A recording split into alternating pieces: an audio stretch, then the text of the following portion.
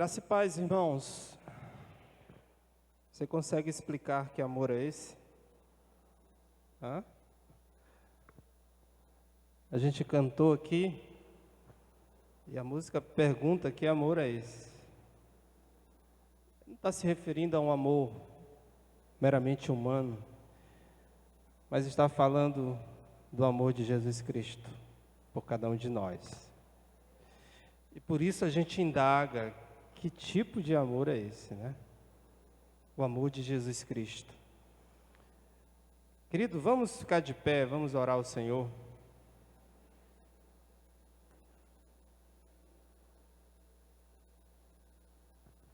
Curve sua cabeça aí.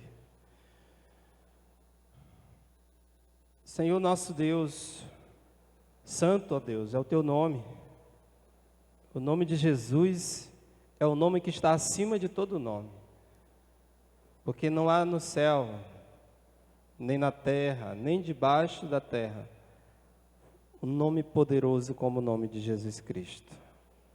É o único nome que tem poder para salvar. Obrigado, Jesus. Obrigado pelo Teu amor por nós. Essa é a oração que eu te faço no nome do Teu Filho amado, Jesus Cristo. Amém. Podem sentar. Gente, nós estamos iniciando uma nova dinâmica aqui na nossa igreja. Mas é uma dinâmica voltada para a missão de Jesus. A palavra de Deus diz que o Senhor, antes de se despedir dos seus discípulos, Ele comissionou os 12. E Ele disse: Ide, portanto, fazei discípulos de todas as nações, batizando o nome do Pai, do Filho e do Espírito Santo. Então nós entendemos que a igreja do Senhor Jesus precisa viver a missão de Cristo, de maneira prática. Nós vimos aqui uma irmã falando sobre o GM. O que é GM, pastor? O que é esse negócio de GM? O GM é a igreja vivendo a missão de Cristo, lá numa casa, num bairro, numa rua. Pessoas que se reúnem para ouvir a palavra de Deus, para compartilhar a palavra de Deus com outras pessoas. E por essa razão, nós entendemos que a igreja ela precisa viver a missão. De que forma nós queremos viver essa missão? Através de ciclos. Nós podemos dividir o ano em... Aliás, o ano é dividido em 4 estações. Né? Só que aqui no Piauí só tem 2 estações, né? Não tem as 4. E a gente também vai viver essas estações. A primeira estação que nós queremos vivenciar é a estação do crescer. Inclusive tem uma bolinha ali atrás. Nessa estação, durante 3 meses, nós vamos trabalhar a importância de compartilharmos o amor de Deus com as outras pessoas. É o momento que a igreja vai ter a oportunidade de trazer pessoas. Eu vejo cadeiras vazias. Mas ela está vazia porque você não trouxe alguém, porque você não convidou uma pessoa para estar aqui. Não é isso? Imagine se cada um de nós trouxer uma pessoa para ouvir a palavra de Deus. Essas cadeiras vão ser todas ocupadas. Não vai faltar cadeiras. Portanto, a estação do crescer é a estação onde a igreja vai lançar a semente ao coração das pessoas, para que elas possam conhecer o amor desse Jesus. Então, durante esses 3 meses, você vai conhecer um pouco dessa dinâmica. E para dar início a essa estação, nós queríamos começar falando sobre Jesus. Por que Jesus, pastor? Por que começar a falar de Jesus? Porque Jesus, meus amados, Ele é e foi o personagem mais importante que já existiu como homem aqui na terra, mas que existe e vivo está, e continua vivo, agindo das nossas vidas. Então, geralmente, quando se faz a seguinte pergunta, em sua opinião, quem é Jesus Cristo? Qual é a resposta que as pessoas dão a você? Alguns vão dizer, é o Salvador. Ah, ele é o Pai. Mas, em sua maioria, as pessoas elas concluem dizendo, ele é um grande líder religioso. Você já ouviu alguém dar essa resposta? Ao ser indagado sobre quem é Jesus? Ah, ele é um grande líder religioso. Realmente, Jesus Cristo, ele foi um grande líder religioso. Porque Jesus conseguiu reunir pessoas, ele conseguiu transmitir um legado que hoje permanece. Mas penso que ele não foi apenas isso. Através dos séculos, a humanidade tem se dividido a propósito dessa questão. Quem é Jesus? Quem é Jesus? Será que você tem uma resposta clara, objetiva, que define quem é Jesus? E aí vem um outro questionamento. Por que tanto atrito em torno de um indivíduo? Por que é que este nome, mais que qualquer outro nome, de qualquer outro líder religioso, suscita tanto conflito? Tanto conflito. Por que é que quando se fala a respeito de Deus, ninguém se perturba, mas basta mencionar o nome de Jesus e as pessoas logo querem encerrar a conversa? É isso que acontece? Ou então colocam-se na defensiva. Quando você toca no nome de Jesus, algumas pessoas já mudam a fisionomia e tentam mudar a história, a conversa. Certa vez comentei qualquer coisa a respeito de Cristo com um parente. E sabe qual foi a resposta? Não gosto de discutir religião, principalmente se for para falar de Jesus Cristo. Não gosto. Porque quando toco no nome de Jesus, parece que algumas pessoas têm uma resistência. Então, por que em se tratando de Jesus, a situação difere de outros líderes religiosos? Por que os nomes de Buda, Maomé ou Confúcio não agridem as pessoas? Por quê? A razão é que estes outros homens não declararam que eram Deus. Jesus o fez. E é este ponto que o torna tão distinto dos outros líderes religiosos. Jesus é Deus. Nenhum outro se declarou sendo Deus. E é interessante que esse conflito, ele não é de agora.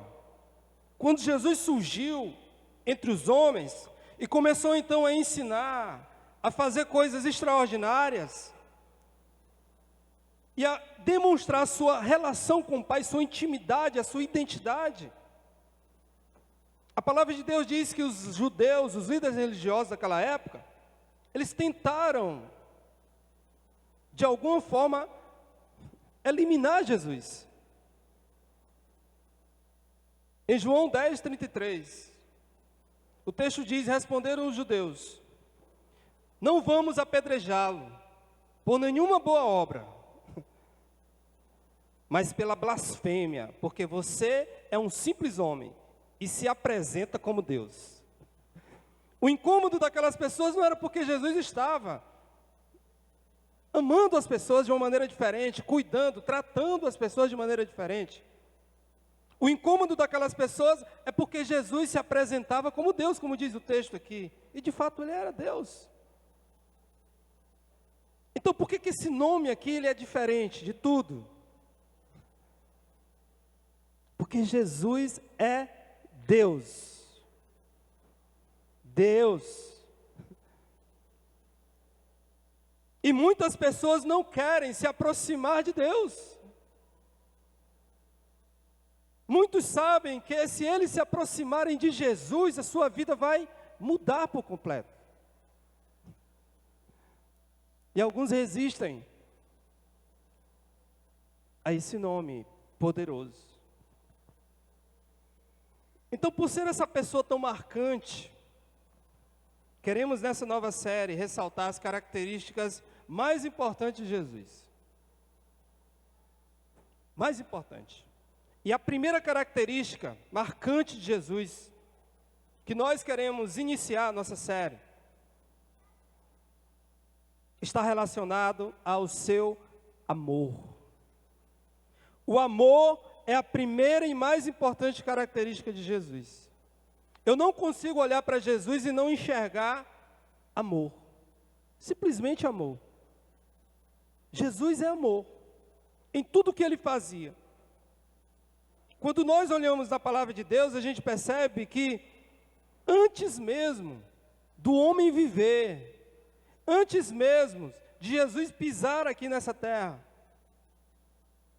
antes mesmo de tudo acontecer, o amor foi a razão principal de Jesus ter vindo a esse mundo. O versículo mais citado da Bíblia é João 3,16. Talvez o versículo mais importante e que transmite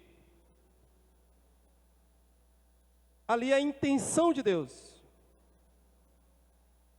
em demonstrar o seu amor à humanidade. O que diz João 3,16? Porque Deus que deu para que todo aquele não pereça. O que foi que trouxe Jesus à terra? O que fez Jesus descer do seu trono de glória? O que fez ele abandonar a sua majestade? O que fez ele deixar o conforto, o seu conforto, e nascer como homem, viver nessa terra? O que fez Jesus tomar essa decisão? Vocês acham que foi o quê? O texto está dizendo o quê? Que Deus, antes de tudo, amou o mundo. Antes de tudo. Então Jesus não veio à terra para condenar as pessoas ao inferno, como muitas pessoas acham. Jesus não veio ao mundo para aniquilar as pessoas e lançá-las no inferno. Jesus, certa vez, encontra uma mulher adúltera, que estava ali sendo julgada e condenada pelo pecado do adultério. Que, de acordo com a lei judaica, aquela mulher era passível de morte, porque ela cometeu adultério, foi pega em adultério, e a lei dizia o quê? Que ela deveria morrer. Então Jesus se depara no meio daquela situação. Ele estava entre a mulher e os homens que queriam matar aquela mulher. Porque eles levaram ela até Jesus.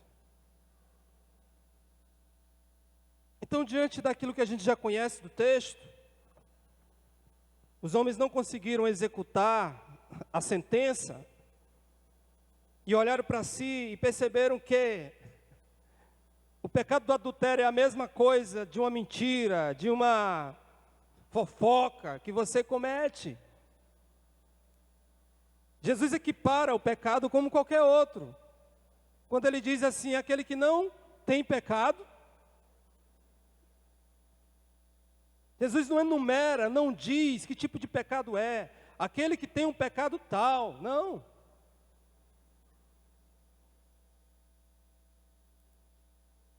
E Jesus se volta para aquela mulher de uma maneira diferente. Ele olha para ela e diz, mulher, onde estão eles? Cadê os homens que te trouxeram aqui, que queriam a sua morte? Ninguém a condenou? Ninguém conseguiu condenar você? E ela então diz para o Senhor Jesus: ninguém, Senhor. Disse ela. Então declarou Jesus: eu também não a condeno. Agora vai e abandone sua vida de pecado. O que o homem vai fazer, queridos? Desse amor é onde está a grande diferença. Jesus veio simplesmente para amar, não importa quem seja, mas o que o homem vai fazer desse amor, aí sim vai importar para ele. Aí é um problema dele. Jesus diz isso para aquela mulher: eu não vim te condenar, eu estou aqui para te amar.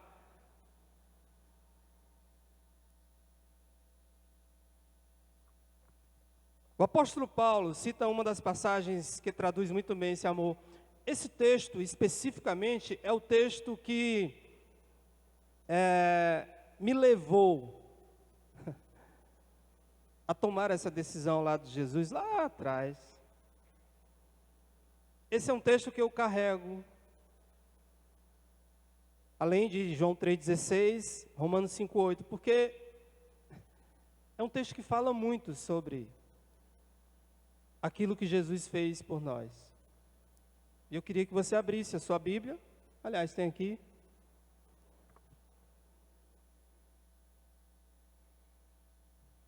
Olha só a profundidade, irmãos, desse texto.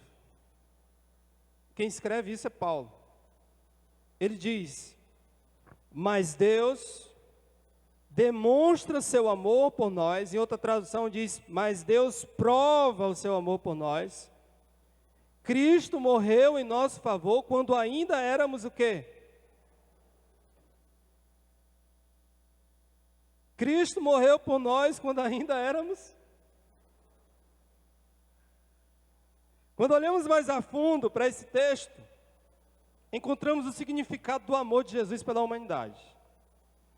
E eu queria dividir esse texto em 3.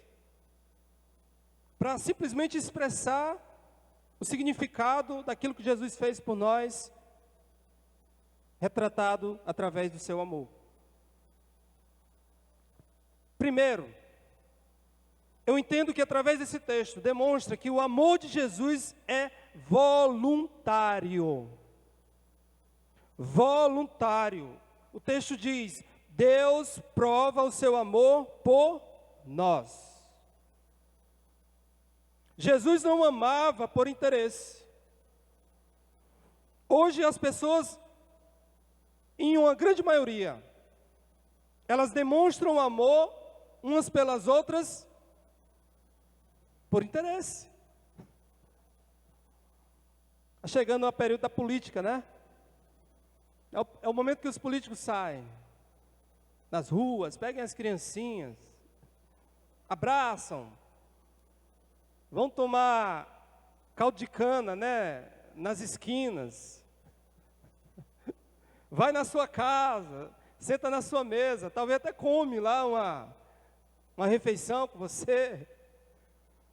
Mas você acha que o político está fazendo isso aí por nada? Porque ele gostou da sua casa, da sua cara, do seu rosto? Porque ele é gentil, é bacana, porque ele lhe ama? Você acha que ele faz isso por isso? Ele faz isso porque ele tem um interesse. Há algo que ele quer de você. Ele te dá, mas ele quer algo em troca. É por isso que o nosso país, ele não vai para frente. E a gente enfrenta aí tantos problemas e dificuldades. Porque, infelizmente, no nosso país, voto, ele é uma coisa comprada. É uma coisa negociada. As pessoas vendem por uma carrada de areia, por meia dúzia de tijolos.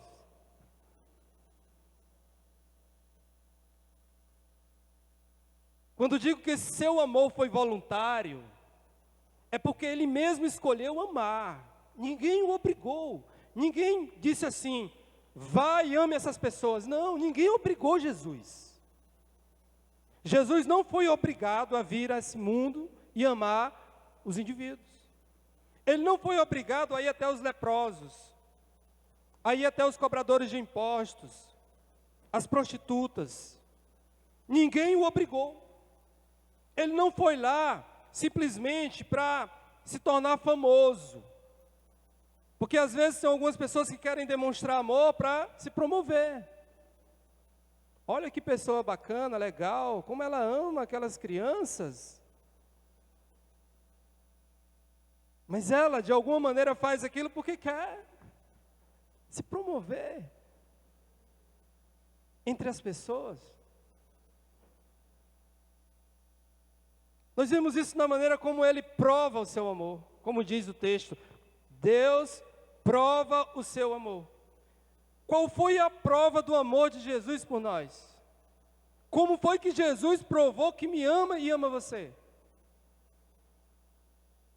A prova do amor de Jesus por você e por mim está na cruz. João 10, do 17 ao 18. Que diz, esse texto é fantástico também. Por isso é que meu Pai me ama, porque eu dou a minha vida para retomá-la. Ninguém a tira de mim, mas eu a dou por minha espontânea, o quê? Vontade. Existe uma historinha, aliás, é uma ilustração sobre um pai. Acho que você já ouviu essa ilustração. De um pai que trabalha numa ponte, né? E aquela ponte, ela passa um navio na ponte, tem que levantar a ponte, mas também passa um trilho, né? Um trem. Então, ele levanta a ponte, passa o navio, tem que baixar porque o trem também passa. E a ilustração diz que certa vez um pai levou seu filho lá e tudo e tal, para conhecer. E aí, de repente, o navio apitou. E ele rapidamente teve que abrir a ponte, subir a ponte. E enquanto o navio estava passando, a criança, o seu filho, vai até as engrenagens lá da ponte. E aí se engancha, se prende ali naquelas engrenagens. E aí de repente o trem apita também. E o pai rapidamente tem que ir, baixar a ponte. Mas ao perceber que o filho estava preso na engrenagem, ele tem que fazer uma escolha. Salvar o filho, tirar o filho das engrenagens, e de alguma forma permitir que muitas pessoas viessem morrer, porque havia um trem cheio de pessoas, ou então sacrificar o seu próprio filho por aquelas pessoas que vinham no trem. E a história diz que o pai vai e sacrifica o filho. Mas se você analisar essa história, e que muitas pessoas comparam ela, né, àquilo que Deus fez por nós, essa história, ela demonstra que essa realidade, contada pela história, ela demonstra um acidente. Algo que foi acidental. Aquele pai não esperava o filho entrar nas engrenagens, não planejou e aconteceu esse acidente. Então algumas pessoas podem pensar que Jesus foi até a cruz de maneira acidental. De que aquilo não foi planejado, de que aquilo não foi da vontade dele ir até a cruz. Mas querido, diferente dessa história, Jesus foi até a cruz de maneira voluntária. Ele escolheu ir até a cruz. Ele planejou ir até a cruz. Ou seja, Jesus, ele me amou e amou você de forma voluntária. Foi uma escolha dele.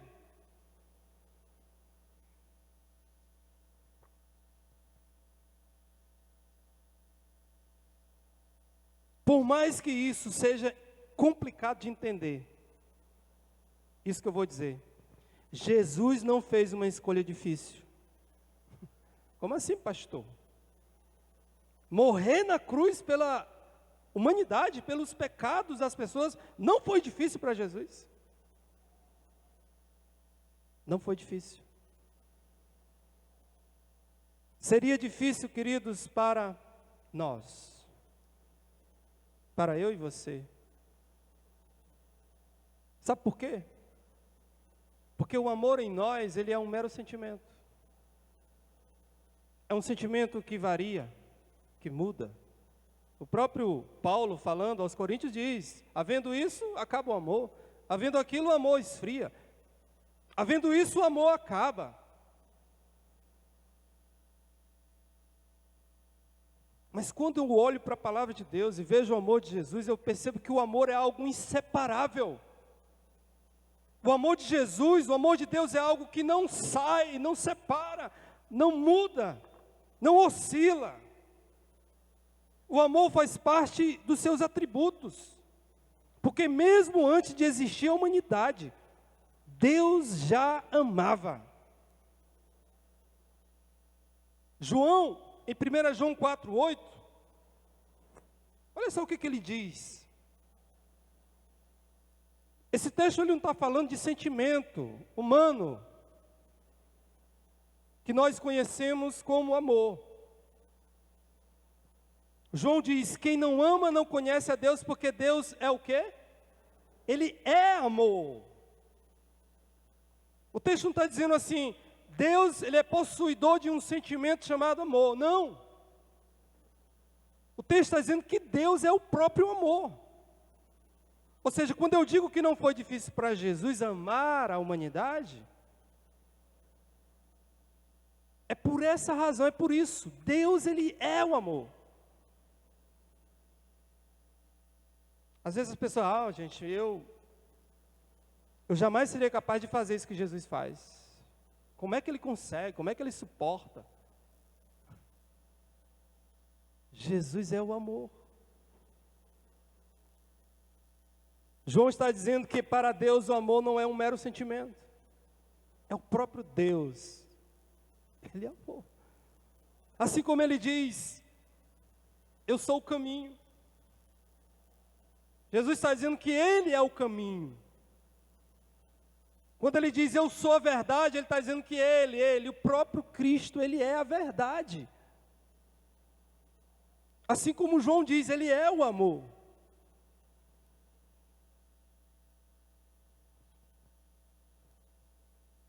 Olhando para esse texto de Paulo, eu encontro também um outro princípio, que mostra que o amor de Jesus, ele é sacrificial. O amor é voluntário, mas também o amor de Jesus, ele é sacrificial. Olha só o que o texto diz. Cristo morreu em nosso favor. Cristo morreu em nosso favor. Ou seja, o amor sacrificial é aquele capaz de dar a vida pela outra pessoa. Morrer no lugar de quem se ama, por exemplo. Mas você pode estar se perguntando ou dizendo aí sentado: ah, mas isso qualquer pessoa que ama de verdade pode fazer. Um pai pode morrer por um filho. Um marido pode morrer pela mulher. Um dia eu fiz essa pergunta, alguns homens ficaram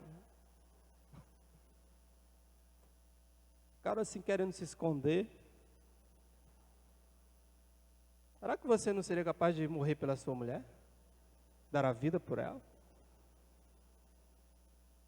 Eu não estou dizendo, eu não estou inventando isso aqui não, gente. A Bíblia fala isso. Não é isso? Os maridos têm que dar a vida pelas suas esposas. Porque se você não for capaz de dar a vida pela sua esposa, você demonstra que não ama ela de verdade. Simples assim. Então você pode argumentar e dizer: não, pastor, mas um marido apaixonado que ama a sua esposa pode dar a vida por ela. Mas a questão que torna o amor sacrificial de Jesus diferente, e aí vem o ponto que eu quero colocar, é que ele não morreu apenas por pessoas que lhe eram próximas, que tivesse alguma afeição, relação de intimidade, ou que fosse justa, boa. Jesus morreu por aqueles que o odiavam. Morreu por aqueles que o desprezavam, que cuspiram no seu rosto, que o açoitaram, que o traíram. Jesus morreu por aqueles que o negaram. Morreu pelos seus inimigos.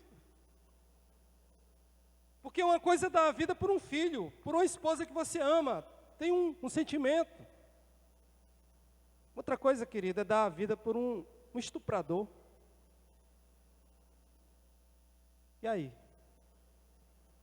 Por um assassino? Jesus fez isso por eles.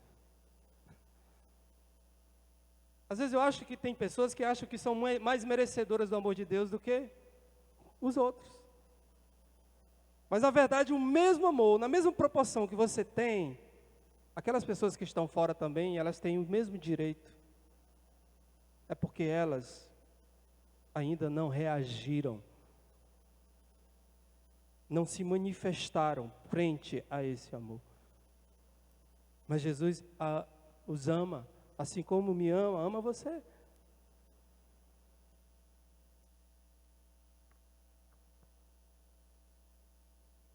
Jesus morreu por aqueles que o odiavam. Ele mesmo ensinou, Mateus 5,44. Mas eu lhe digo, amem os seus inimigos e orem por aqueles que os perseguem. Entenderam aí o que Jesus está dizendo? Amem os seus inimigos. O cara que pisa no teu pé. Aquele vizinho chato que te perturba. Aquela pessoa que te magoou, que te feriu. Aquela pessoa que você ainda não conseguiu perdoá-la. Jesus está dizendo assim, ame essas pessoas. Ame-as.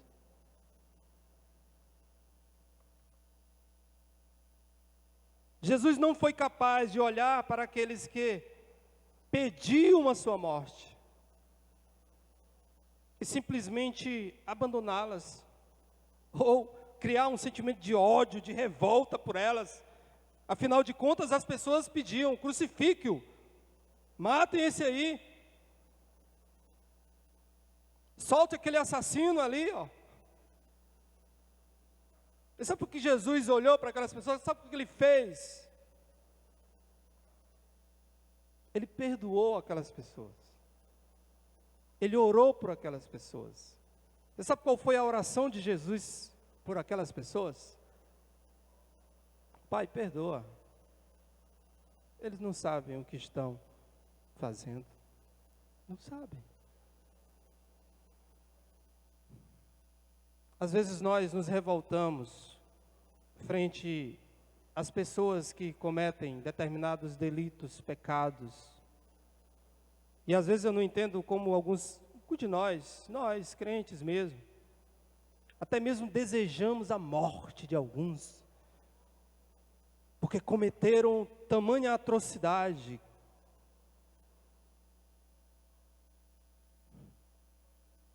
Sabe o que Jesus está dizendo para essas pessoas? Perdoa, Pai, eles não sabem o que estão fazendo. Não sabem. O que seria de você? Ou onde você estaria?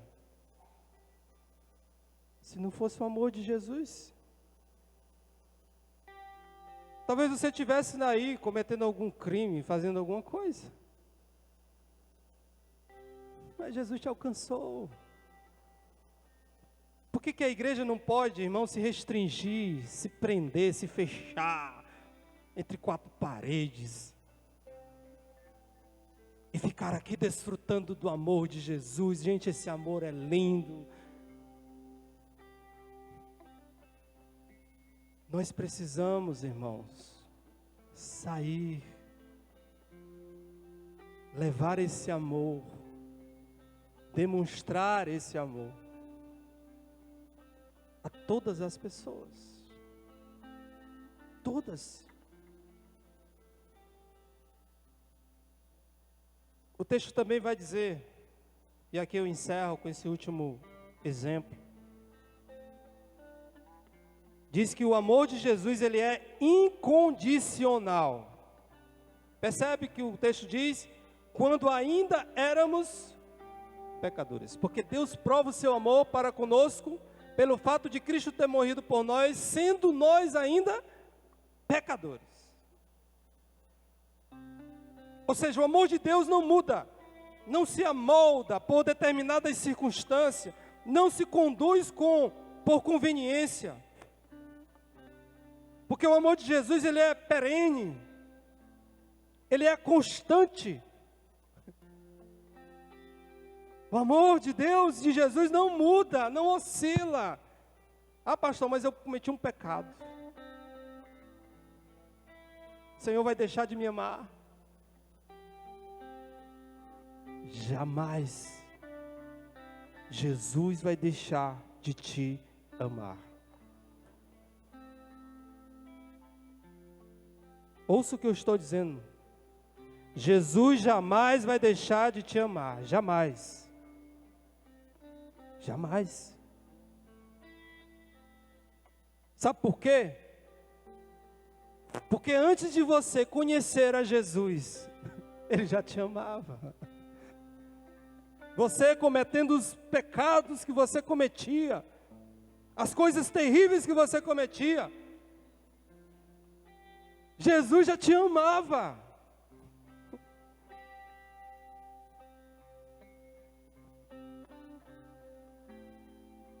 A escolha de Jesus pela humanidade, meus amados, não levou em conta os pecados da humanidade. Olhe para a pessoa que escreveu esse texto. Sabe quem foi que escreveu esse texto? Quem escreveu a carta de Romanos? Foi Paulo. Quem foi Paulo, gente, antes de conhecer a Jesus? Paulo foi um inimigo declarado de Jesus. A ponto de Jesus ter que aparecer para Paulo e dizer: cidadão, por que você está me perseguindo? Por que é? O que foi que eu te fiz, Paulo? Por que tu me persegues? Que mal eu te fiz? Jesus poderia ali, por ser um inimigo, destruir Paulo, matar Paulo, aniquilar a vida de Paulo. Mas sabe o que foi que Jesus fez com Paulo?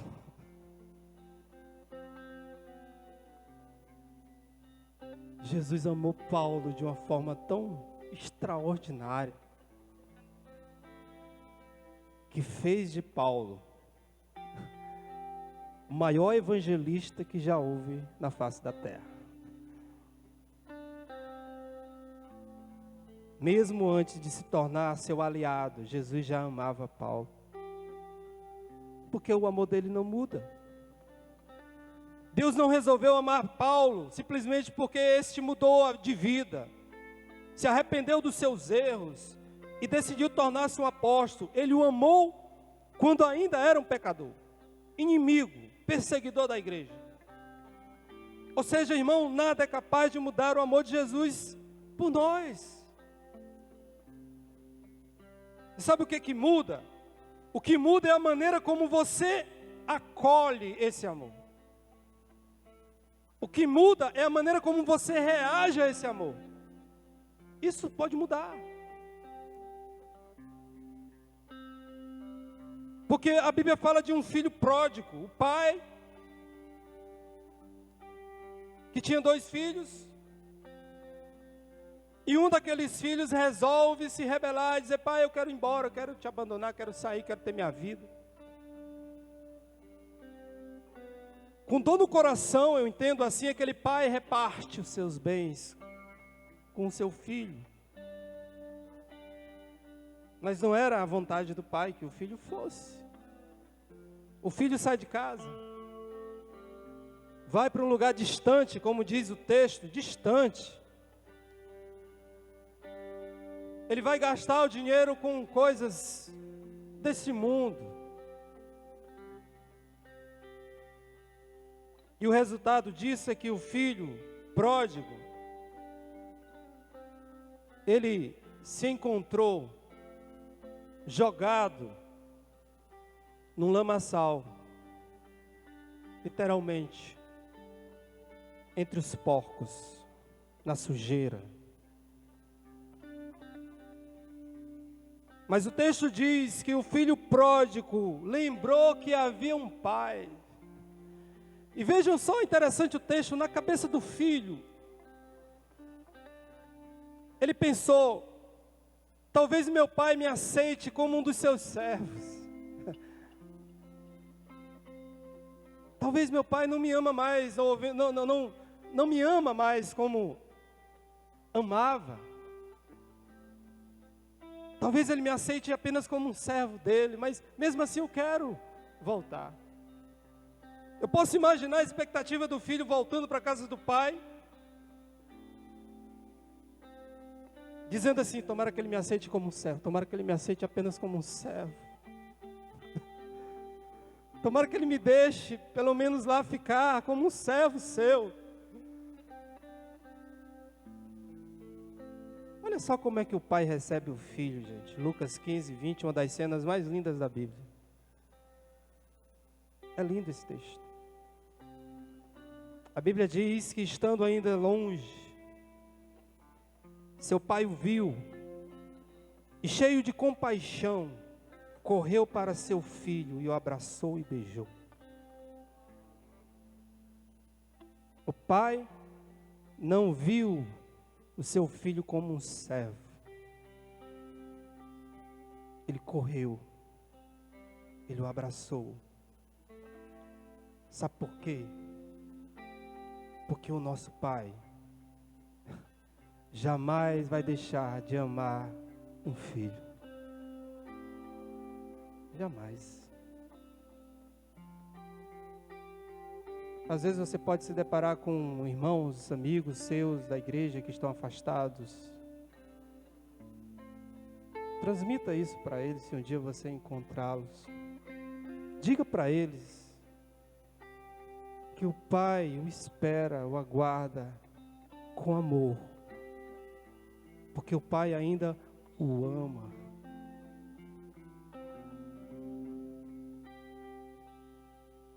Os nossos pecados, queridos, podem trazer tristeza ao coração de Deus. Os nossos pecados podem trazer prejuízos enormes nas nossas vidas.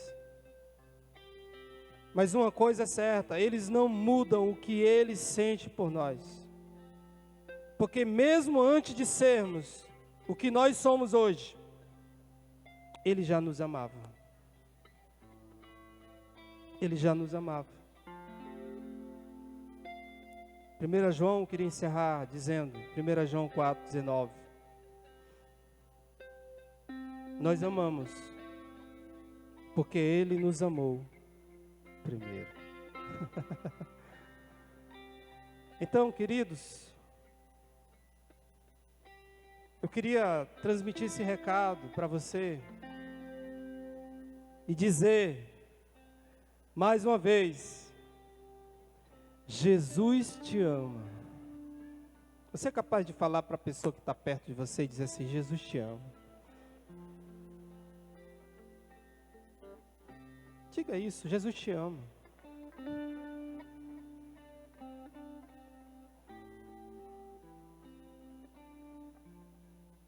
Sabe por que é importante dizer isso, gente?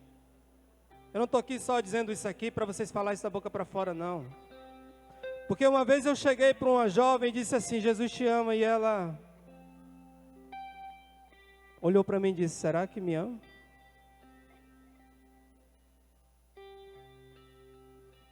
Aquela pessoa tinha um problema muito sério com o pai terreno dela, que fazia dela questionar o amor. Porque o que ela conhecia sobre o amor era a relação que o pai dela tinha, que E não era uma boa relação. Eu tive a oportunidade de dizer para ela, o Jesus que te ama, ele é diferente do seu pai. Porque o amor de Jesus, ele é incondicional. Não importa o que você tenha passado, vivenciado, as frustrações, as decepções com os amores, ou com pessoas que diziam que amavam você e terminaram decepcionando você. Não importa se você já foi decepcionado por alguém que disse que te amava. Jesus também foi. Entenda, Jesus te ama, você é um amado, uma amada de Jesus Cristo. É isso. Por entender isso, eu queria estender isso para aquilo que você pode fazer frente a esse amor.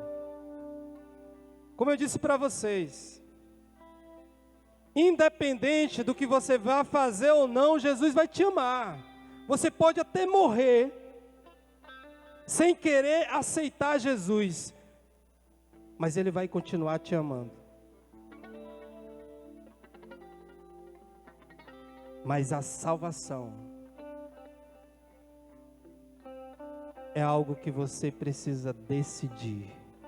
É uma decisão que você precisa tomar frente ao amor de Jesus Cristo. Você precisa, como diz a música do Fernandinho que a gente cantou aqui, eu me rendo ao seu amor. Você precisa se render ao amor de Jesus. Literalmente. Literalmente.